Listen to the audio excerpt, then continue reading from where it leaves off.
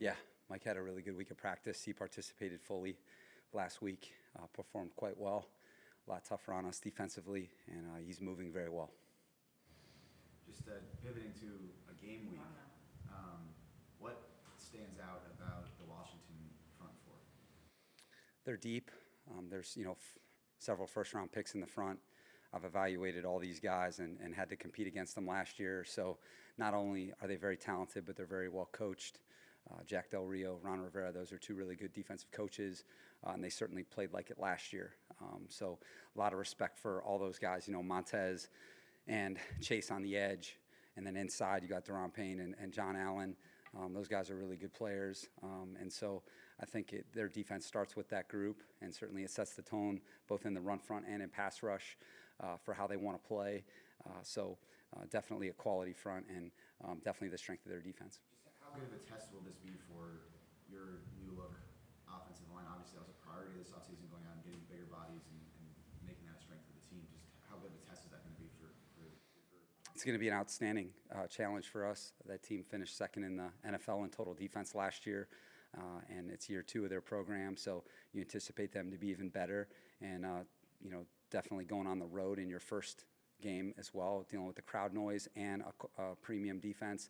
It's going to be a great challenge for us from a communication standpoint and from an execution physicality standpoint. So the game will be decided up front like it normally is, and we're excited for the challenge. Brandon, do you expect Brian Blaga to be able to play? Yeah, we're going to find out today a little bit more when he goes out there full speed. But he's feeling good. He's going to practice today fully, and then we're going to go from there. But he had a good weekend, and we're excited to see him out there, kind of get this week started off right. And we're certainly a better team with him out there. Did he suffer something else on top? He was dealing with the hip flexor.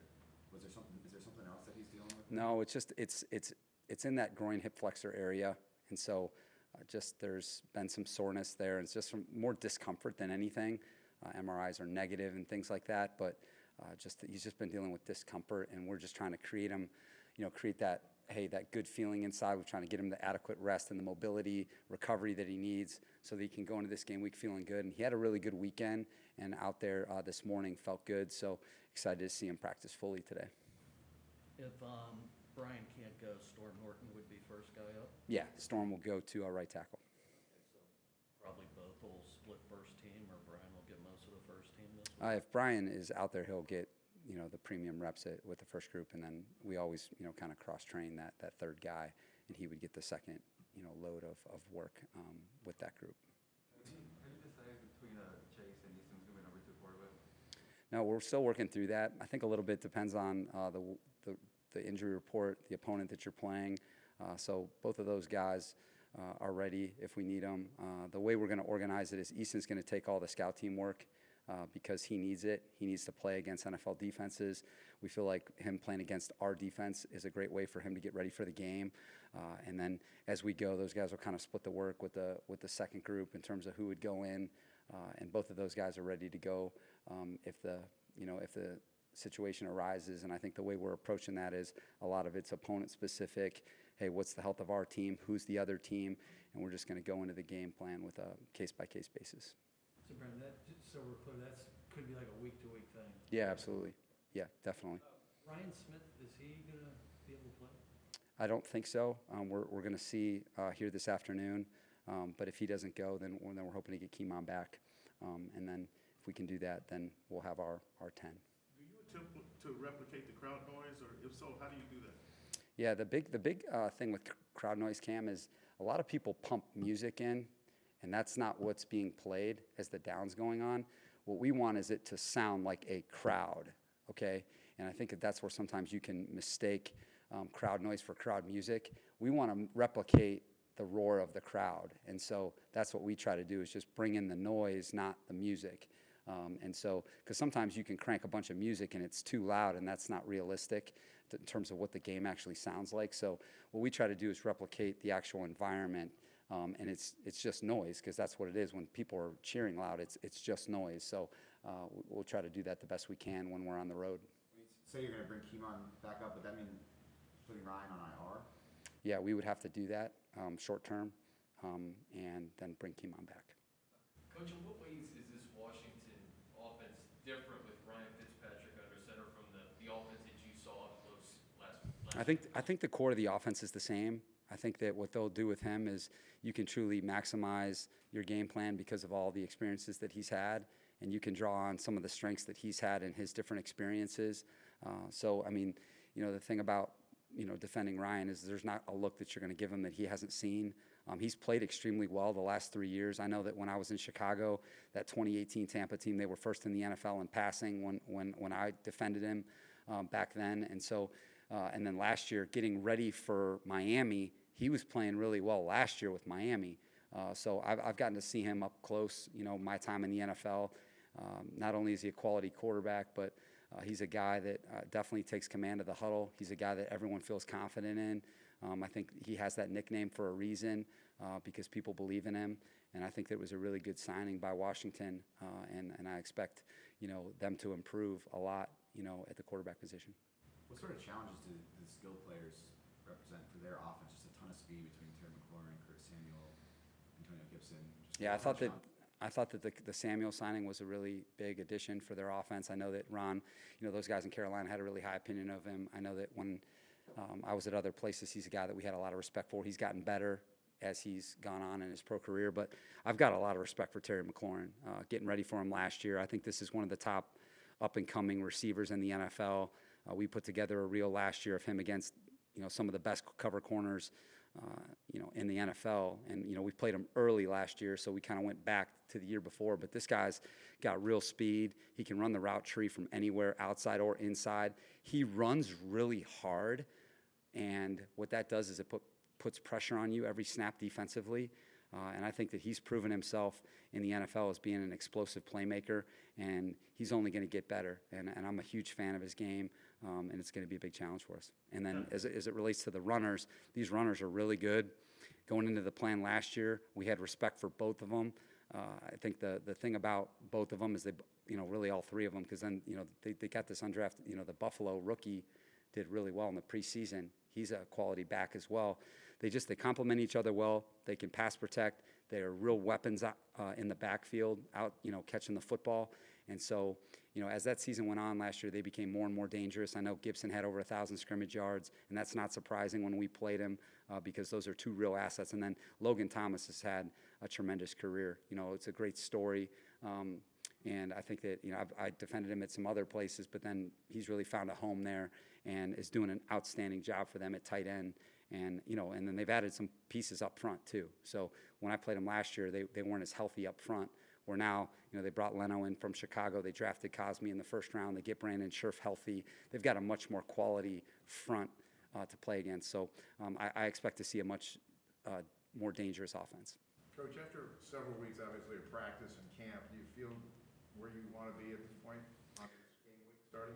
Yeah, I think that's a good question. I think we're ready for game week. I think that that last practice that we had was probably the first time that I felt like, okay, now let's get on with it, because we were really pouring into our team. There's a lot of people that get bored with the preseason.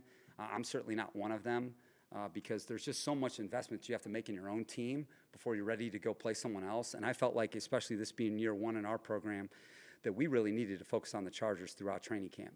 And then what was good about last week is when we had some of that good-on-good, that healthy competition, it almost kind of felt like, okay, God, we've done this. All right, now it's time to play somebody else, which is where you want to be because you feel like you've maximized your training camp. So I know this morning guys got their rest, and now they're ready for an opponent to prepare for, and that's an awesome feeling when your guys are excited about game week. So now it's time to get on to the preparation, and there's a lot of preparation that we need to get going on. Brandon, did you have anything pop up with the COVID testing this morning after the players had the weekend off? Not that I'm aware of. Not as of 1 o'clock. Brian, how well do you know Ron Rivera? I don't know him well. I know some people that have worked directly with him, and I know when I was in Chicago, the way that organization felt about him. I know some people that, were around him in the past, whether it's Cal or other places, and I know the integrity of him, number one, as a person, and certainly the cancer story. I think all of us were just amazed by the job that he did under the circumstances last year, taking that team to the playoffs. in a COVID year, a pandemic year, and then a cancer year for himself. Year one of a program where you're trying to, I mean, that place when he got there was a lot going on with that team. And for him to, change a culture, go through a COVID year, go through a cancer journey, I think there's no better example of leadership than that. And I've always had a lot of respect for him, and his body of work at Carolina speaks for itself. I mean, this guy's a Super Bowl coach, this is NFL Coach of the Year, so tremendous amount of respect for him and their whole staff. Brandon, with road games and fans back now, are the protocols for COVID going to be a little more stricter now for the regular season than they were in training camp? Has that changed at all? No, the NFL sent a memo out last week with just some of the updates, but I mean, we're still gonna have to travel in masks on the bus and on the plane. And then all the protocols that you were aware about with unvaccinated, vaccinated, those are the same. And, I think that all of us are learning so much about the close contact tracing and what an important issue that is, and designing your ecosystem.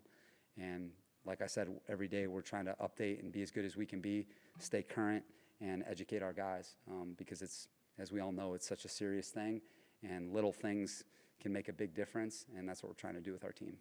Brandon, a lot of teams go coast to coast, will go on Friday. It sounds like you guys aren't going to do that this year. You're just going to go. Was that your idea? Did you? And kind of what's the thought behind that? I know in the past these guys would go on a Friday. Yeah, I think it's a good question. I think in the past the West Coast teams traditionally did that. They would leave Friday.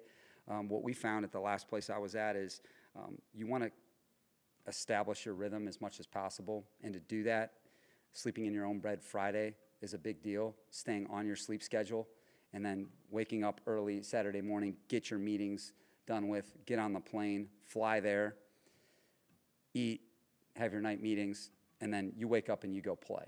Because what happens is, if you go a day early, you get in there really late at night, and so your sleep schedule isn't the same. You don't sleep as well Friday night, okay, because you're not sleeping in your own bed.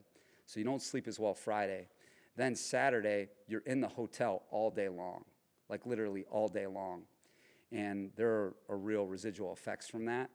And so what we found last year was, if you leave Saturday, you get to keep your sleep schedule Friday, okay? And then Saturday, you still have your normal meeting schedule, land, eat, have a reset, kind of do like a reset, kind of get ourselves rewired. And then, when you think about it, when we play on Sunday is almost like training camp practice. Okay, we're playing at 10 a.m. Pacific time, and we started our practices at 9. We were on the field at 8:45. So it's open up your blinds, get some sunlight in, get a shower, and go play, And I feel like that was the best strategy for us, moving forward in terms of, from a, health and safety, sleep, performance standpoint, that would be the best direction.